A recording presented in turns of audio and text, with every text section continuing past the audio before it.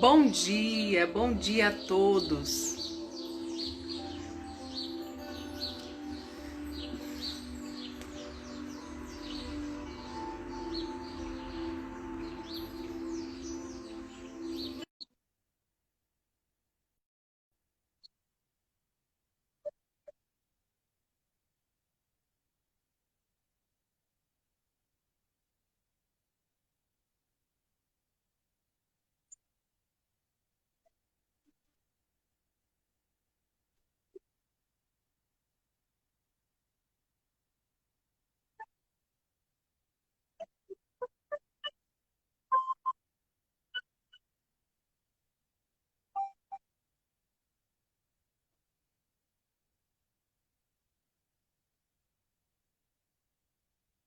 Bom dia, queridos irmãos. Mais uma vez estamos aqui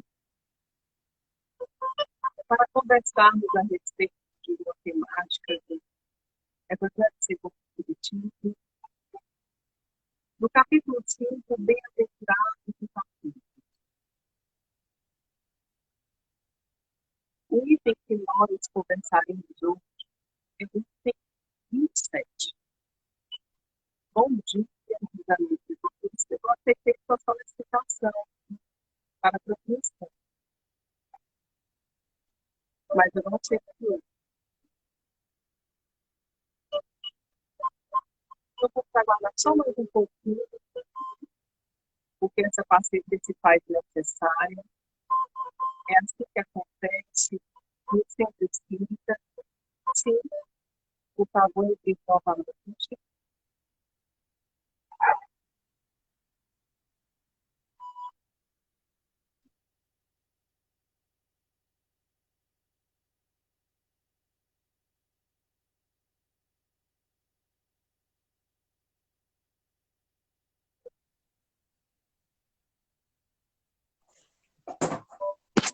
Pronto, agora deu certo, hein? Que maravilha! Então, vou abaixar aqui um pouquinho o som. Nós iniciaremos com a leitura do Minuto de Sabedoria, de modo que todos nós nos harmonizemos e assim daremos início à nossa conversa.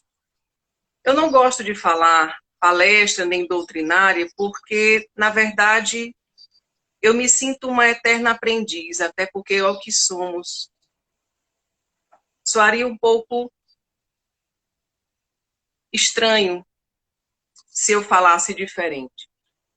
Afinal de contas, nós todos somos alunos e professores uns dos outros, e não estamos aqui para punir, nem para ditar regras, mas para aprender, para lapidar os nossos próprios corações.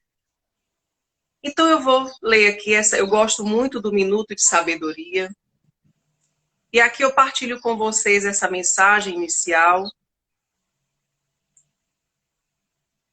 Deus habita dentro de você. Deixe então que sua bondade se manifeste através de seus olhos, tornando-os brandos de compreensão, quentes de compaixão, ternos pelo perdão constante a todos. Que nenhum olhar de impaciência ou condenação tolde a beleza de sua vida. Que sua fisionomia irradie contentamento de felicidade, de tal forma que todos os que se aproximam de você sejam contaminados pelo seu otimismo. Uma mensagem breve, mas de grande aprendizado para todos nós. Quando Jesus nos traz essa proposta, vai ao mundo e evangelizai. Ele nos coloca numa posição de que todos nós temos o compromisso de levar a luz. Que nós devemos ser o sal da terra. Nós devemos ser esse tempero diferencial. E para isso é necessário que todos nós possamos constantemente desse processo de autoavaliação, Muitas vezes, nós nos equivocamos, lançamos o nosso olhar para o outro, buscando os erros do outro, buscando aquilo que o outro deve melhorar. Porém, dentro de uma visão da psicologia, em que Joana de Ângeles traz com bastante propriedade, ela fala do mecanismo da projeção, o mecanismo em que a psicologia utiliza como um processo de um instrumento de análise do indivíduo. Nós projetamos no outro aquilo que não conseguimos dar conta. Nós conseguimos identificar no outro aquilo que precisamos trabalhar em nós. Então, diante desta reflexão inicial, eu peço que todos nós, por um breve momento, fechemos os nossos olhos, acalmemos o nosso coração, busquemos essa sintonia com o alto, que Jesus, essa fonte inesgotável de amor, que Ele possa nos instruir, que Ele possa nos iluminar, e assim que nós sejamos mais sensíveis à sua voz, que fala constantemente aos nossos corações. Por isso, meus irmãos, que nós, nesse momento, visualizemos a imagem de Jesus, esse homem-luz, que veio sobre a face da terra para nos instruir, mas, acima de tudo, para libertar o nosso espírito da ignorância e da escuridão. Pai nosso, que estais nos céus, santificado seja o vosso nome. Venha a nós o vosso reino. Seja feita a vossa vontade, assim na terra como no céu. O pão nosso de cada dia nos dai hoje. Perdoai as nossas ofensas, assim como nós perdoamos a quem nos tenha ofendido. E não nos deixeis cair em tentação, mas livrai-nos de todo o mal. Amém. Que Jesus Cristo possa nos auxiliar, nos proteger durante todo este momento de estudo em que nós buscaremos as orientações espirituais para o nosso dia a dia. Que assim seja, graças a Deus. Bom, meus queridos, o capítulo 5, que nós hoje estamos no item 27, e que outros trabalhadores dessa seara de luz já vêm dia após dia esmiuçando cada item do Evangelho. Recebi o convite para que nós discutíssemos a respeito desse item, que diz o seguinte: deve-se pôr fim às provas do próximo quando se pode, ou é preciso, por respeito aos desígnios de Deus, deixá-la seguir o seu curso. Com esta pergunta, Allan Kardec questiona os espíritos, e quem respondeu foi o espírito Bernardini, um espírito protetor. Ele nos faz exatamente diferenciar qual é o ponto do livre-arbítrio. Até que ponto nós seremos ali, vamos dizer, instrumentos do processo de cura ou do processo de adoecimento. O plantio é livre, mas a colheita é obrigatória. Muitos de nós, como uma forma de justificar o nosso ódio, nós que somos espíritas, por vezes ouvimos ou até mesmo dizemos. Parece estranho, mas pensemos com muita coerência, mas acima de tudo com muita sinceridade. Quantos de nós já não disse, ou quantos de nós já não ouviu a expressão: meu amor, aqui nesse mundo pagou. Se percebe ali um quê de vingança. Por trás, utilizamos muitas vezes essa visão espírita para justificar o nosso ódio. O nosso ódio, não a justiça de Deus. Quando nós dizemos que não há nada no céu, sobre o céu, que não esteja sob o comando de Deus, mas se percebe ali não a compreensão dessas palavras de Jesus, mas um comportamento vingativo, em que muitas vezes nós utilizamos para tentar justificar ao outro o nosso sentimento. Quando Allan Kardec faz essa pergunta, ele tenta fazer a dissociação entre esse ódio, mas também a caridade. Até que ponto, lembremos bem, deixar que a justiça se faça não quer dizer alimentar o ódio. Mas, até que ponto nós não devemos intervir?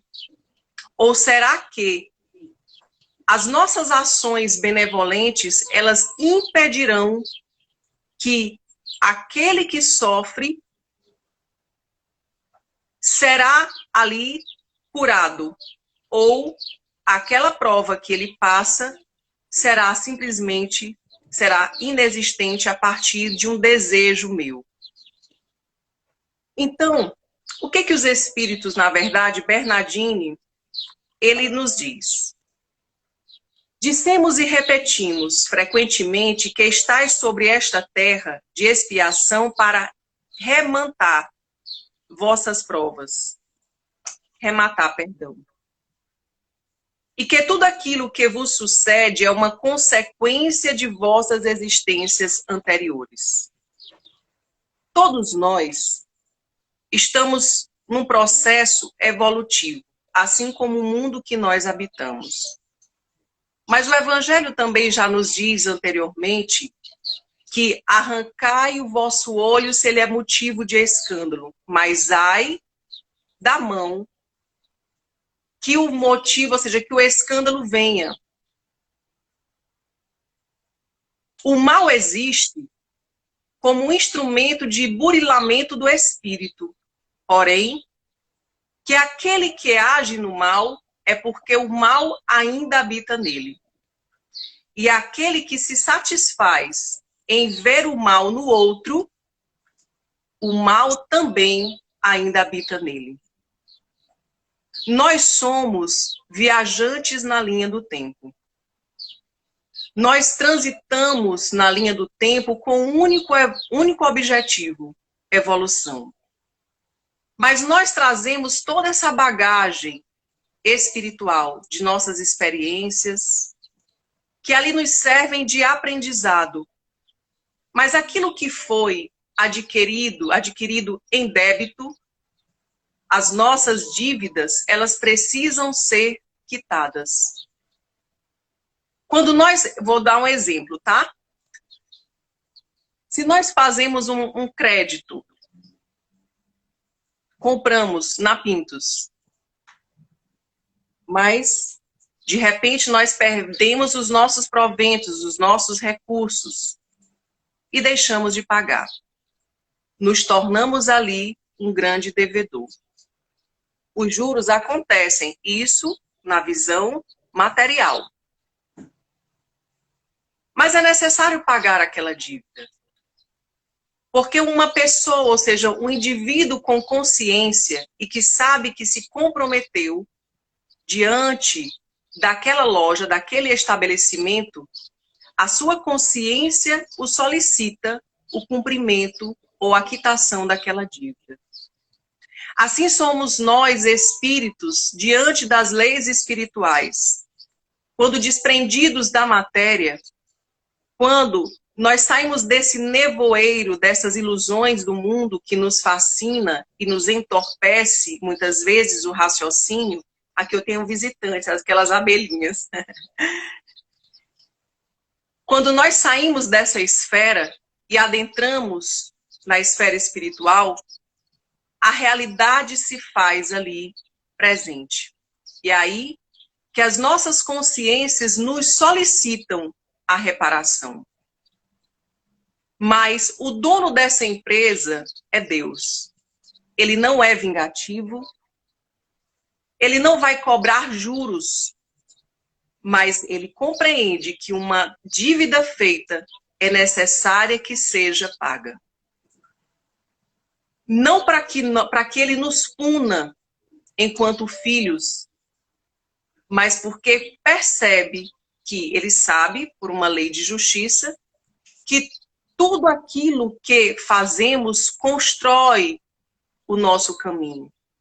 E é natural que nós tenhamos o mérito de nossas conquistas. Então é natural que ele lance para nós recursos que nos auxiliarão a vencer ou a quitar essa dívida. Vencer a nós mesmos. Por que vencer a nós mesmos? Porque em nós que habita ainda o mal. Que mal é esse? O orgulho, o egoísmo, o ciúme, a inveja, a maledicência, a maldade e tantos outros sentimentos que nascem da falta de amor. Então é necessário que nós, enquanto herdeiros de nós mesmos, porque essa bagagem que trazemos não é somente uma bagagem ruim, mas a bagagem da aprendizagem, de todo o aprendizado realizado ao longo do tempo. Porém, é necessário que nós ali entremos em harmonia com as leis espirituais, quitando os nossos débitos. É aí que a dor aparece. Não como uma forma punitiva, mas Deus e as leis espirituais utilizam da dor como instrumento pedagógico para que nós entremos em contato com a nossa realidade íntima. Observemos, por exemplo, para que nós entendamos a diferença entre justiça e ódio. Quando nós adentramos num hospital e chegamos numa ala de pacientes em fase terminal, ali não é feito mais nenhum tipo de cuidado para a cura, mas é utilizado o cuidado paliativo. Esses cuidados paliativos é uma forma de amenizar a dor. Se nós pensássemos com o olhar contaminado do ódio, nós diríamos assim: só está pagando o que fez. Afinal, a lei de Deus, ela é muito precisa.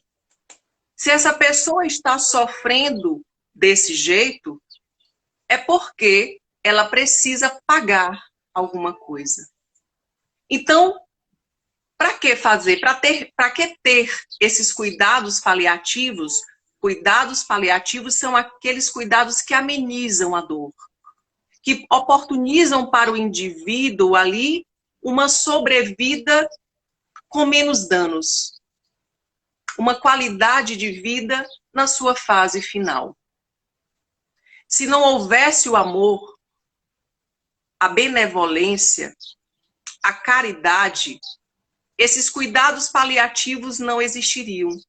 Mas ali identificaríamos um comportamento cruel, um comportamento vingativo, porque teria ali o direcionamento desse olhar de ódio. Ele está pagando alguma coisa, ele precisa sofrer, afinal de contas, Deus quis assim. Eu não posso conter a lei divina, alguns dizem. Só está colhendo o que plantou. Então, se esse indivíduo colhe o que plantou, e nós que deixamos de fazer o bem, será que também não estamos plantando? Porque segundo o capítulo 17, Sede Perfeitos, quando deixa eu só aqui verificar qual foi, enfim. No item 3 diz o seguinte: o homem de bem. O verdadeiro homem de bem é aquele que pratica a lei de justiça, de amor e de caridade. Em sua maior pureza, se interroga sua consciência sobre seus próprios atos, pergunta a si mesmo se não violou essa lei, se não fez o mal e se fez todo o bem que podia. Se negligenciou voluntariamente uma ocasião de ser útil, se ninguém tem o que reclamar dele, enfim, se fez a outrem tudo o que quereria que se fizesse para com ele. Quando nós agimos dessa forma, nós estamos agindo segundo a primeira e maior lei. Amai a Deus sobre todas as coisas e ao próximo como a si mesmo. Esse como a si mesmo significa fazer o outro o que eu gostaria que fosse feito a mim. Então, meus irmãos, meus amigos, quando o espírito Bernardin fala a respeito desse, será que eu devo, quando Allan Kardec faz esse questionamento, deve-se pôr fim às provas do próximo quando se pode? Por fim, não nos cabe fazer. Porque cada um necessita cumprir o seu compromisso diante de uma programação espiritual. Mas cabe a nós, que estamos ao seu redor, próximo daquele que sofre, fazer a nossa parte. Porque a negligência é um mal. Não fazer todo o bem que se pode é o mal. E a prática do mal é porque o mal ainda habita dentro do indivíduo.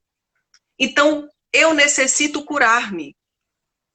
Porque se eu olho para o outro com esse olhar contaminado de ódio, de vingança, e surge em mim uma satisfação pelo mal que eu observo no outro, no sentido de que o outro está sofrendo, é porque eu preciso revisitar a mim mesmo.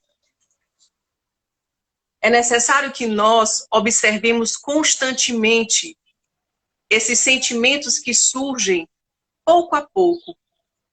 E que essas pessoas ou esses instrumentos, essas dores que visitam a nossa intimidade, são oportunidades de autoconhecimento. Existe um teórico da psicologia que diz assim, que quando algo nos choca, é porque não é estranho à nossa consciência. Se nos chocamos diante de uma visão de um acontecimento ou de alguém que se comporta de forma egoísta, lembremos da projeção. Porque, para um olhar benevolente, nós sabemos que isso é uma proposta ousada e que necessitamos trabalhar pouco a pouco. Nenhum passo pode ser subtraído, ele precisa ser vivido. A maturidade é um processo paulatino, a partir de todas essas experiências. Quando nós observamos em nós esses sentimentos, seja de ciúme, seja de ódio, seja de uma vingança velada, disfarçada, quando se diz, aqui se faz, aqui se paga, Deus está vendo, é o que nós dizemos. E outras expressões populares que não cabe aqui dizer, mas que nós conhecemos. E assim, observemos esses sentimentos. Porque a negligência é um mal.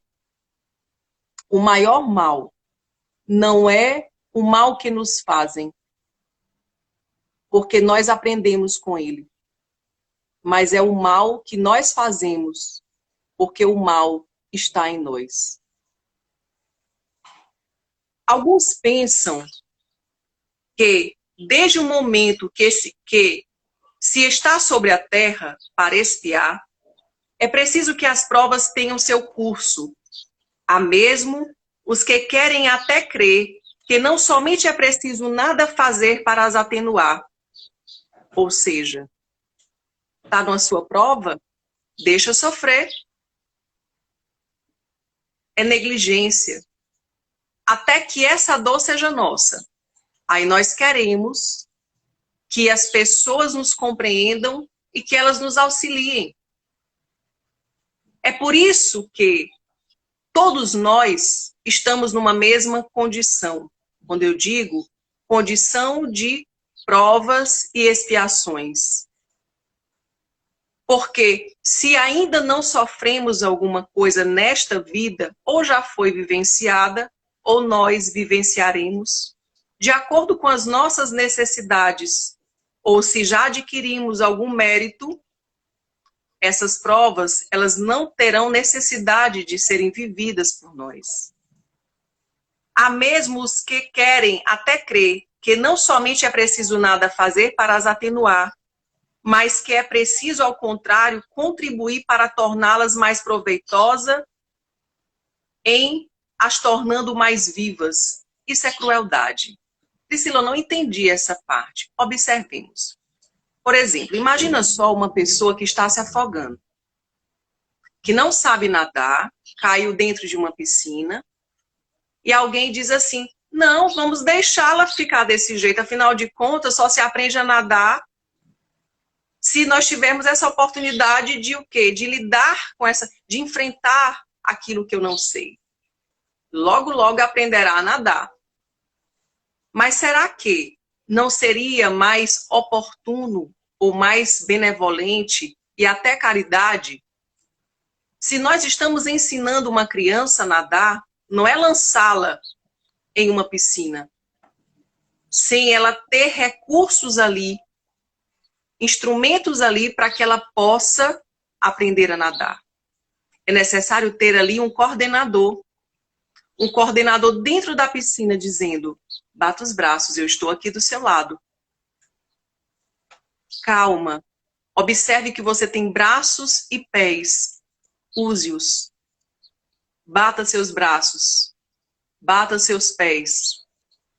Tente não se desesperar, concentre, observe, não veja o problema, observe o que é possível. Isso é motivação. Isso é atenuar um processo de aprendizagem. Porque a dor é um processo pedagógico de aprendizagem.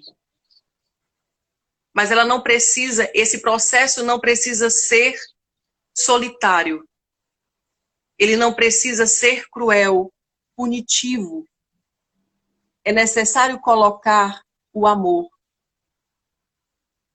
Porque se nós estivéssemos dentro de uma piscina sem saber nadar, nós gostaríamos de um salva-vidas. Isso não exclui a ação do indivíduo que está na piscina. Eu preciso me movimentar. Eu preciso usar os recursos que eu disponho. Mas aqueles que apenas observam, e muitas vezes, inclusive, esse indivíduo que está em sofrimento, se ele não sente o apoio das pessoas, ele pode se desesperar e findar com a própria vida, agravando ainda mais a sua situação. E a gente pode perguntar, e aqueles que estavam ao redor? Eles não responderão pela negligência? O que vocês acham? Sim. Lembremos que o bem, que o amor, é um compromisso de todos nós. E que cabe a cada um de nós fazer ao outro o que nós gostaríamos que nos fosse feito. Então não cabe a nós julgar o que o outro fez, como muitas vezes nós até observamos. Inclusive nós dizemos em alguns momentos de brincadeira mesmo, nossa, eu acho que eu joguei pedra na cruz, hein? Por eu estar passando por essa situação. nós dizemos como uma forma de justificar o nosso sofrimento.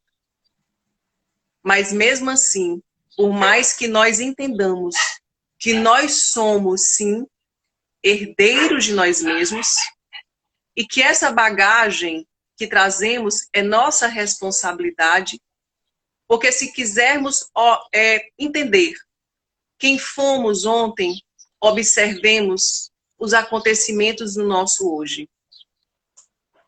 Porque existem sofrimentos que não são construídos nessa existência, mas são consequências de uma causa anterior. Não existe uma consequência sem uma causa. Cabe a nós, hoje, com os recursos que dispomos, com os conhecimentos que dispomos, utilizarmos a nosso favor. Instruindo, através do conhecimento da doutrina espírita e dessa literatura vasta, desse processo de autoconhecimento, através desse mergulho nessa esfera interior, nesse mundo íntimo, fazendo toda essa faxina moral, e através da prece que edifica, que fortalece, que ilumina o caminho, porque nós sabemos que temos muito a percorrer. Não cabe a nós julgar a ninguém.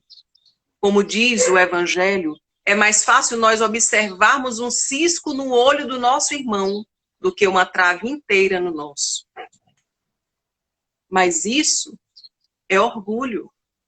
Então, observemos o nosso comportamento e o nosso jeito de lidar com as situações à nossa volta. E lancemos para o mundo aquilo que nós gostaríamos de receber. Uma vez conversando com a minha filha, nós estávamos assistindo uma série e uma determinada situação apareceu e ela disse assim: mãe, mas isso quer dizer, mãe, que tudo aquilo que fazemos de bem, nós recebemos o bem. E eu disse: minha filha, é isso mesmo. Ela disse: mãe, mas nem sempre isso acontece com você. Aí eu disse: de fato. Mas se eu não recebi em tal situação aquilo que eu plantei, mas outra pessoa, outra situação dará o retorno a mim. Se alguém não nos faz um bem que nós havíamos plantado e nós não colhemos naquele momento, mas o mundo sempre nos devolve aquilo que plantamos. Então, continuemos aqui o nosso trechinho do Evangelho.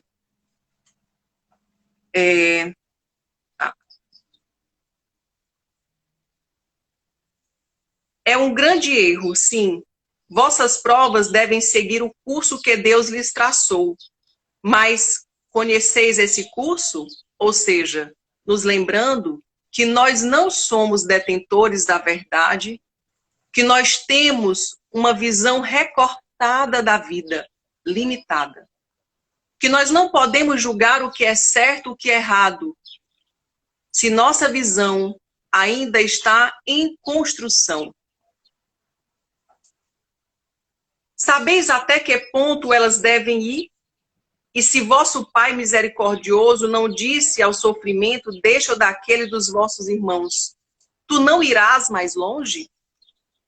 Sabeis se sua providência vos escolheu, não como instrumento de suplício para agravar os sofrimentos do culpado, mas como o bálsamo de consolação que deve cicatrizar as feridas que sua justiça tinha aberto? Não digais, pois, quando virdes de um de vossos irmãos atingido, é a justiça de Deus. É preciso que ela tenha seu curso, mas dizei, ao contrário. Vejamos que meios nosso Pai misericordioso colocou ao meu alcance para abrandar o sofrimento do meu irmão. Vejamos se minhas consolações morais, meu apoio material, meus conselhos não poderão ajudá-lo a vencer essa prova com mais força, paciência e resignação. Vejamos mesmo se Deus não colocou em minhas mãos o meio de fazer cessar esse sofrimento, se não me foi dado como prova também, como expiação talvez, deter o mal e o substituir pela paz. É tão consolador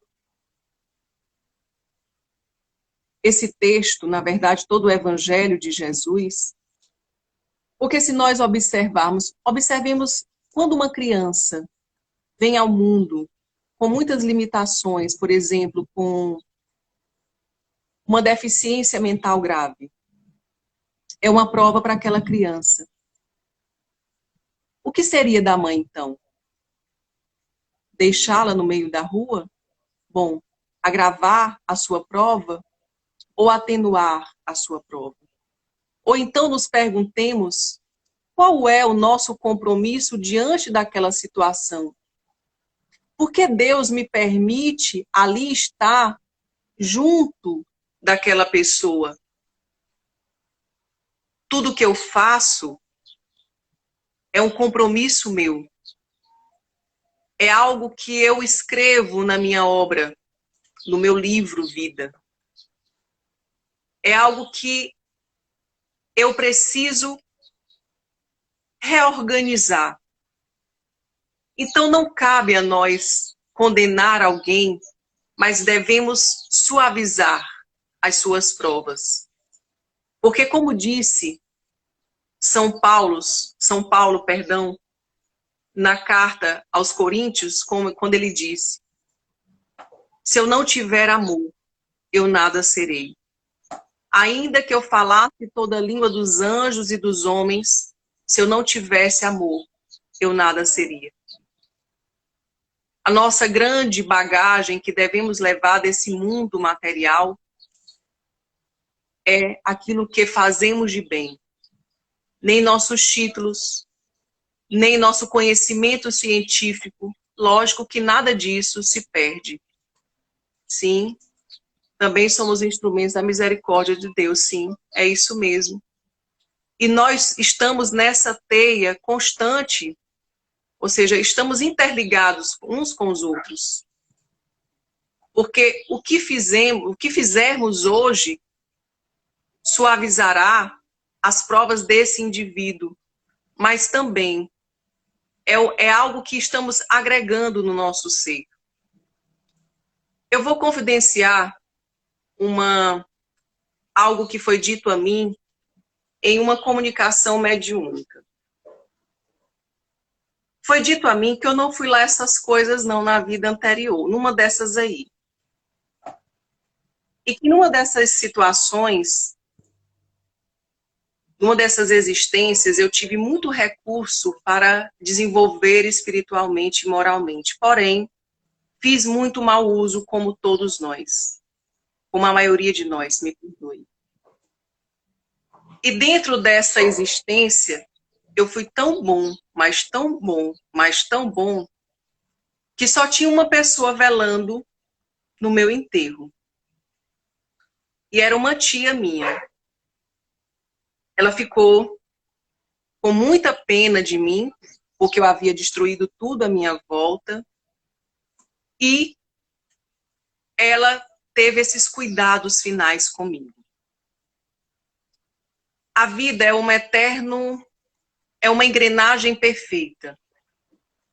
Nessa existência, eu tive uma tia que desencarnou de câncer. E sabe quem cuidou dela? Eu. Até os últimos dias. Quem banhava, alimentava. E aí eu entendi, naquele momento, quem era ela na minha vida. Então, sempre haverá um dia de plantar e um dia para colher.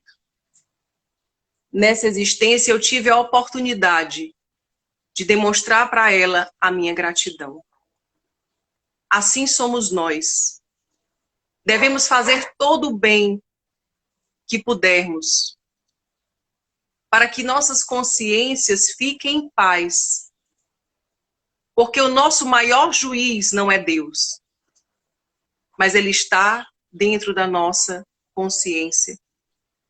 Porque, como eu comentei no início, quando desprendidos da matéria, desprendidos dessa névoa que nos seduz e nos fascina e nos distancia dessas ilusões, nós percebemos que nós nos roubamos e pedimos a Deus a chance para reparar, a chance para recomeçar, e pedimos provas e muitas vezes expiações.